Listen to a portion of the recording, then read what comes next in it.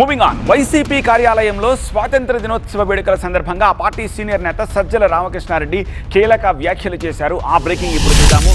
సజ్జల రామకృష్ణారెడ్డి కీలక వ్యాఖ్యలు ఏమిటంటే, పులివెందులలో ప్రజాస్వామ్య పద్ధతిలో పోలింగ్ జరగలేదు అని, వైసీపీ ఏజెంట్లను పోలింగ్ బూత్లోకి రానివ్వలేదు అని, మహిళలు క్యూ లైన్లలో లేకుండా పోలింగ్ చేశారు అని, బయట నుంచి వచ్చిన వారు దొంగ ఓట్లు వేసి వెళ్లారు అని, పోలీసులు చూస్తూ ప్రేక్షక పాత్ర వహించారు అని, సీసీ ఫుటేజ్ పరిశీలిస్తే ఈ విషయం అంతా బయటపడుతోందంటున్నారు సజ్జల రామకృష్ణారెడ్డి.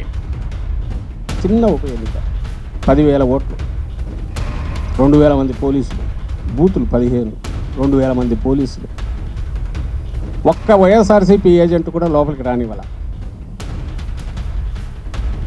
తలబడింటే ఏమయ్యేదో తెలియదు. వద్దు, ప్రశాంతంగా జరగాలి ఎన్నికలు, ప్రజల ప్రాణాలు మనకు ముఖ్యం, రెచ్చగొడితే ఎంతసేపు దూకితే అది ఏమైనా జరిగిండదు. అందుకే జగన్మోహన్ రెడ్డి గారు సంయమనంతో ఉండండి అన్నారు. ఏం జరిగింది? వాళ్ళ దగ్గరికి వెళ్ళి, అయ్యా ఒక ఏజెంట్ను లోపల రానివ్వలేదు, చెక్ చేయండి. అదేం మేము దాచిపెట్టేది కాదు, ఇంకోటి దాచిపెట్టేది కాదు, చెక్ చేసి జరగల. మీ దగ్గరే సీసీ కెమెరాల ఫుటేజ్ ఉంటుంది, తీసి చూడండి ఎవరున్నారో. మిగిలినవన్నీ వదిలేసినా గుడ్డిగా ఒక గుర్తు, 50% మహిళలు ఉండారా, క్యూలలో ఉన్నారా? లోపల చూస్తే తెలుస్తుంది ఎవరు ఓట్లు వేస్తున్నారు. ఎక్కడ దొరుకుతుంది? సీసీ కెమెరాల ఫుటేజ్ తెలుస్తుంది.